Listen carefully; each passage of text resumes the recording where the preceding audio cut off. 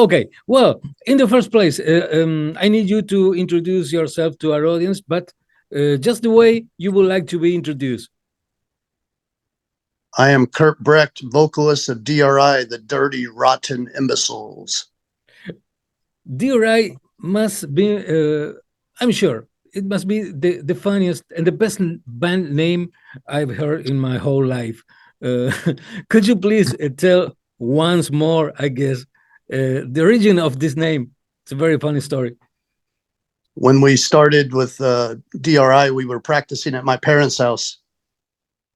And every day when my father would come home from work is right when we would be starting to practice. And it was very loud and terrible sounding. So he was always calling us names. And that was one of the names that he called us.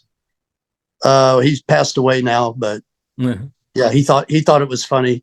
He used to ask, sometimes he asked us if, if he could get some money for the being on the album, because he's also on the record, saying something about, in the song Madman.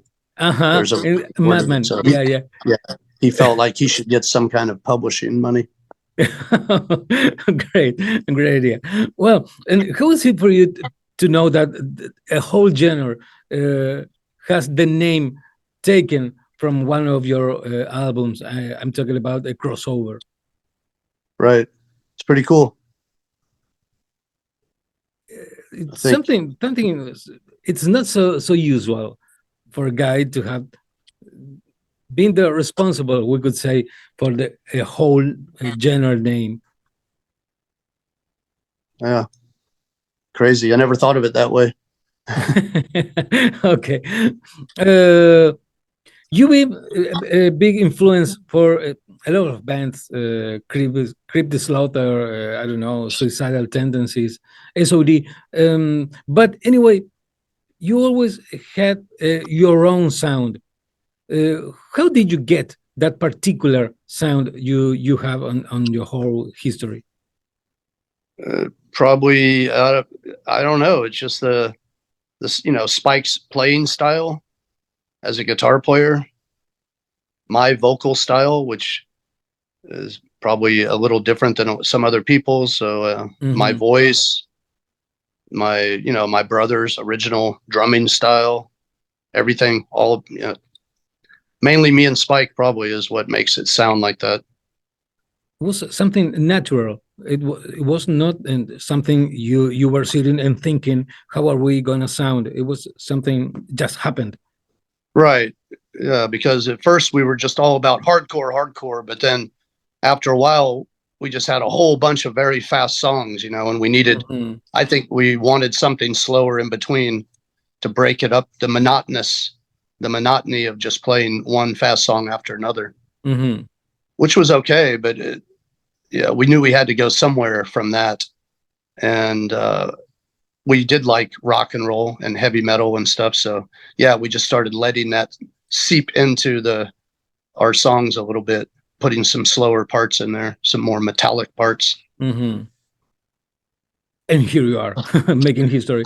The band has had some changes on the lineup all through these years. What's the secret to keep the band alive? They're almost around, I don't know, 40 years. Right. Well, you try to always keep, most touring bands try to keep other people like in the wings, I guess you could say, in case somebody has to leave. Or even if you could tell somebody's going to leave, or maybe you're going to make them leave. Depending on the situation. So you always try to have other people ready to jump in and continue the tour. Sometimes it might just be one of our roadies, or sometimes it's one of our friends, and you tell them, hey, make sure you know all the D.R.I songs. We might need you soon, that sort of thing. Okay. And how do you see the hardcore scene today? Is it very different from what you live when you were starting? Well, like I was saying, it's more mixed now with people that are it's okay to listen to hardcore and metal and even have both of those type of bands at the same show.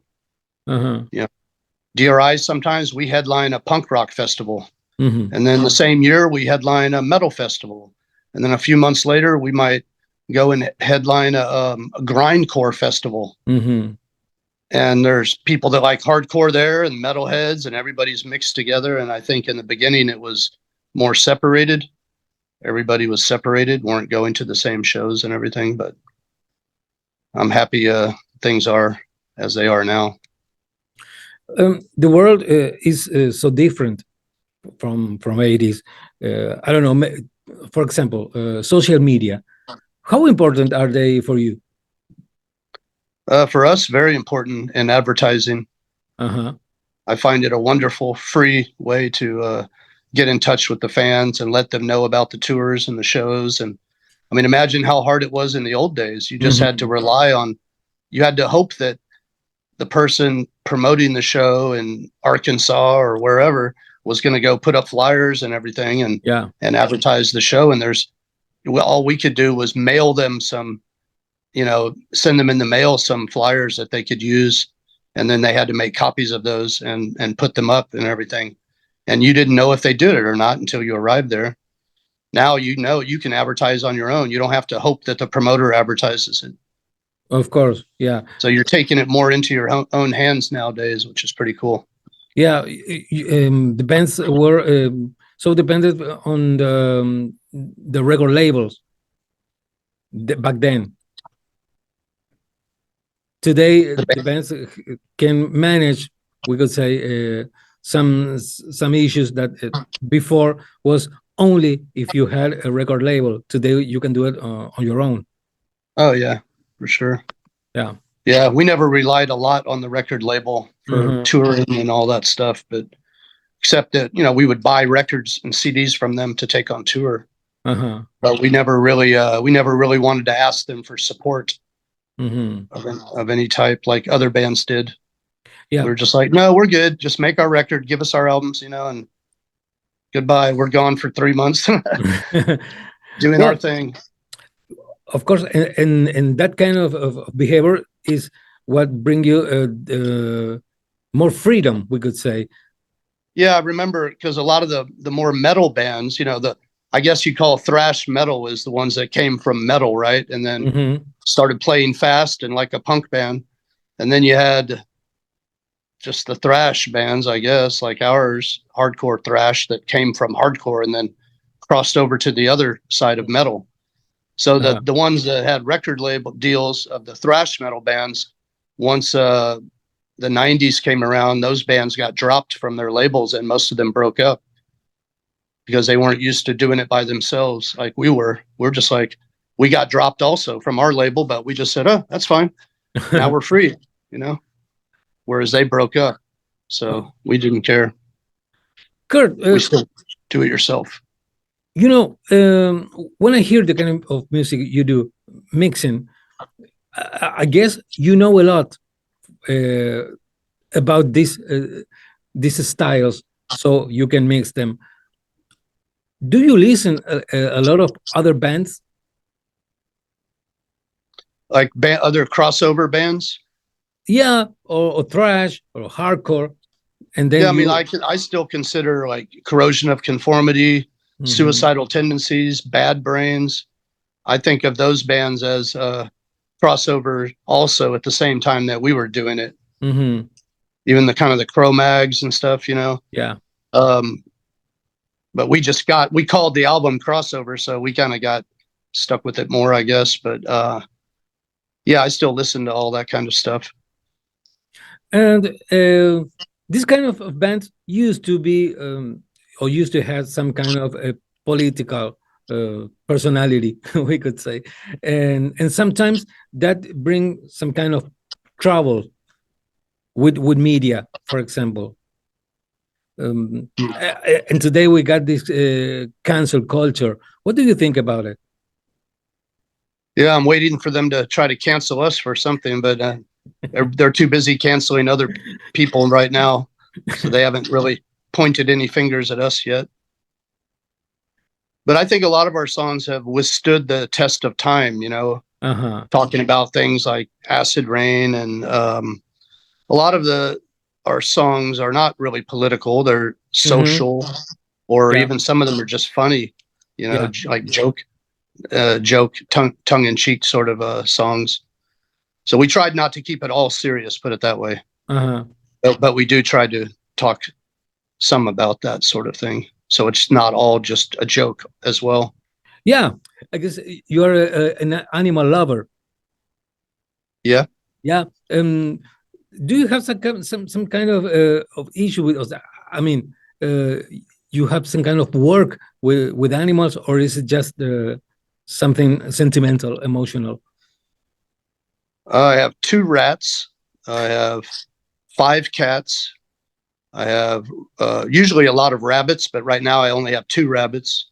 And right now I have a dog also, but it's not really my dog. I inherited it from a friend. And so I'm trying to find a home for it right now, but we're all coexisting here. But for a while I was raising a lot of rabbits. It wasn't really a job, but I was selling them and eating them and all that stuff. So yeah.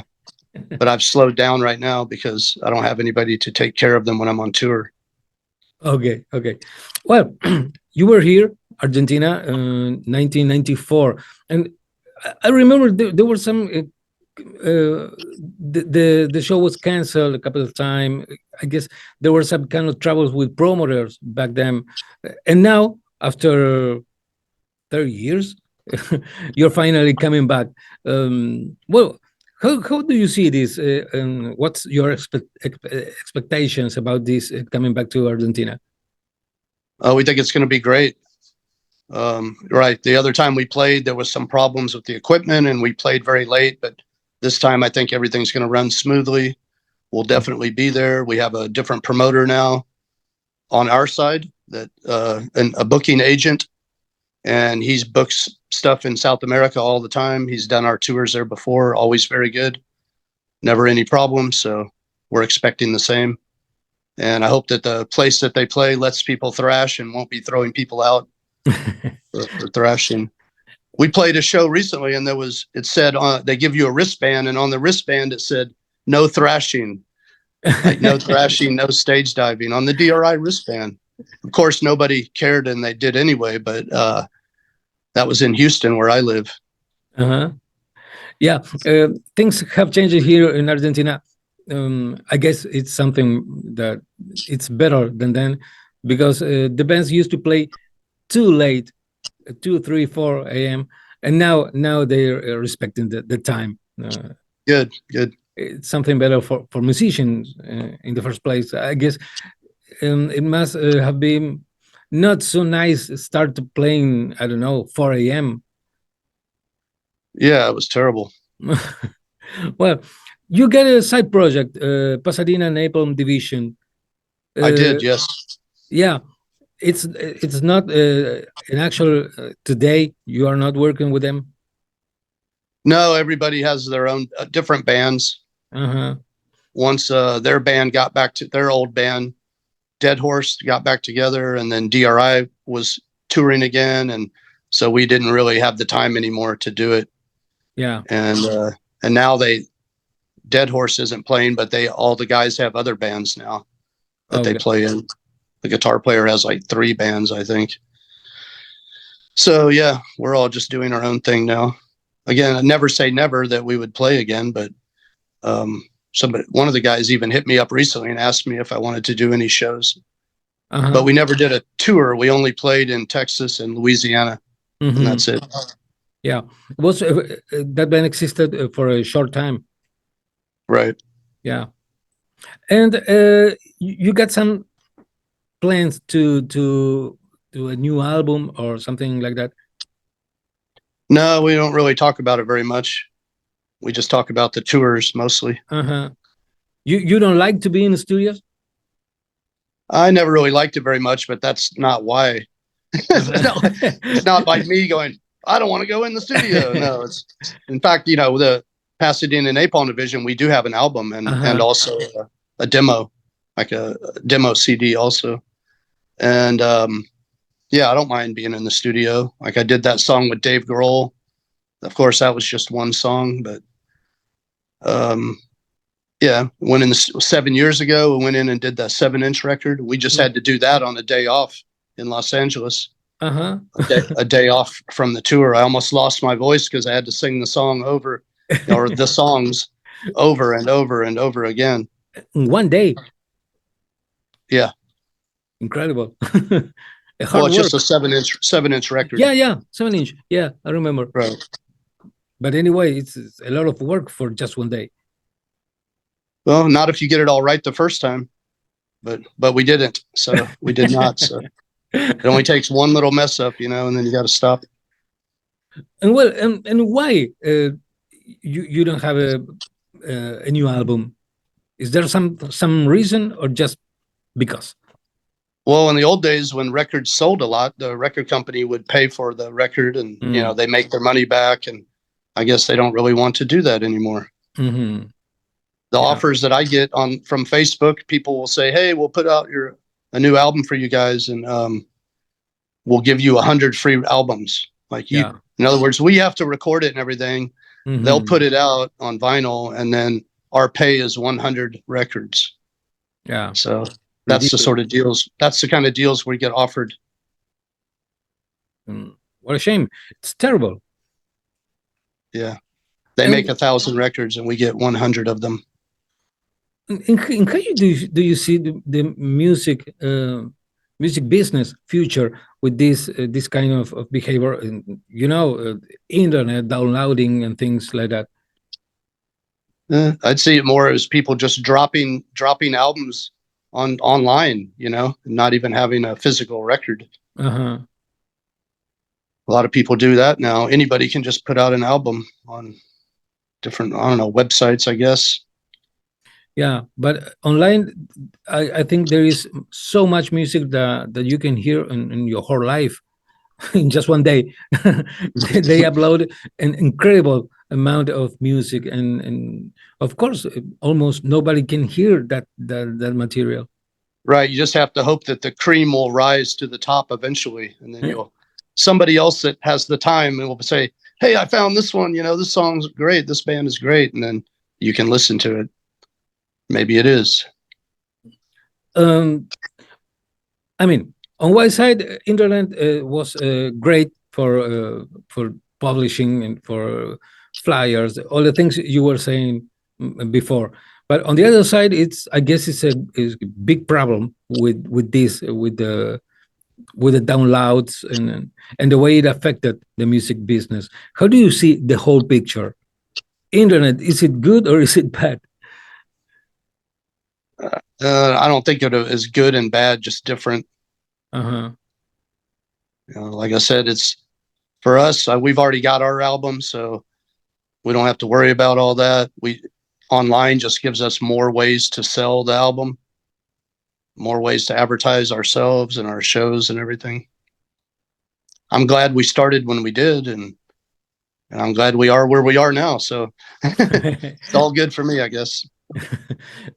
Spike had some health issues in the past. How is he right now facing this tour? He's still recovering his eye problem. His retina was detached, so one eye was messed up, and we had to postpone 1 week of a tour in Florida. Uh-huh. So we've already changed those dates now to another time. So if we do have to postpone things, we always try to make it up again. Yeah. Okay. But he needed the operation, though. It was like one of those operations, I think, where you just go in and get it and you go out the same day. Uh-huh. Outpatient surgery. Mm-hmm. Anyway, it must have been something painful, I guess. I don't know. It's impressive. So I don't think it's painful. No? No, I don't think it hurts. It looks like you're going blind. Uh-huh. That's what he said, like somebody's holding something over your eye, like a curtain over your eye. Yeah. So it's very serious. Not hurting, but very serious. Yeah. And, well, why? this is the moment you have to sell the show. Why should people go to see D.R.I. show here in Argentina? Tell them.